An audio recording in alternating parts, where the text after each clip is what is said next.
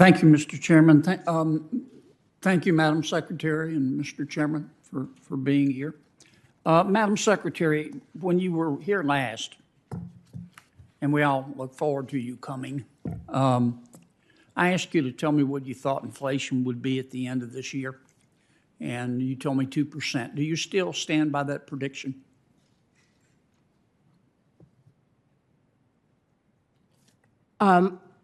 Clearly, inflation this year is going to be above 2%. Just the experience so far this year makes that clearly true. But I think we are seeing monthly inflation rates taper off. Yes, ma'am. What do you think it'll be at the end of the year, if not 2%? Probably closer to 4%. Okay. And that's already almost must be the case based on what's happened this year. But in my estimation, there are the types of supply bottlenecks that the economy. I don't want to spend too much time on inflation, and I'm sorry to interrupt, but we have so little time, and I talk slowly.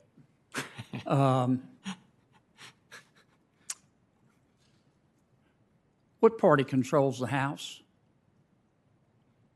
The Democrats. What party controls the Senate? The Democrats. I believe we can agree that President Biden is a Democrat. I believe. Okay. Senator Schumer, who's a Democrat, and my friend, controls the Senate floor. And he can raise the debt ceiling by just amending the budget resolution, can't he? It's possible that that could be done. Yes, ma'am. So why didn't he do it? Why don't y'all do it? Because and then this we is, don't. Let me just finish. Why don't y'all just do it and then we don't have this fight? Because why do you insist on doing it the hard way? Because it's very important to recognize that raising the debt ceiling is about paying bills that Congresses have incurred in the past, and it's a shared responsibility. So why don't you? I agree with that. So why don't you just amend the budget resolution? Democrats have provided votes in the past when both houses of Congress are controlled by Republicans, when the Republican Party was in the middle of reconciliation. Right. 2017 is a good example, and Democrats pitched in to do their duty to raise the debt ceiling. But I know all that, and and I appreciate your perspective. But let me ask you again. There's a real simple solution. Why don't y'all just amend the budget resolution? It just takes 50 votes by my Democratic friends and the Vice President. Why don't you just do that? Problem solved. Done. Easy peasy. Finished. Let's go have a cocktail. Well, it will be up to the leadership of Congress to. Are you going to recommend that he do that? We will confer with them on what is the best strategy to move forward. Yeah. It's not often, I haven't been around this place as long as you have. But it's not often around here that we have a problem that has an easy solution. And this is a real easy solution. And I get politics. I understand why politically you folks want to have Republican fingerprints on the